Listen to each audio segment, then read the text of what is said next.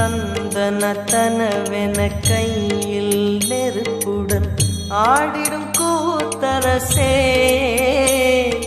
அம்பலம் போல் எங்கள் நெஞ்சகம் உள்ளது, அம்பலம் போல் எங்கள் நெஞ்சகம் உள்ளது, ஆடிடுவாய் உடனே எங்கள் அருணாச்சல சிவனே.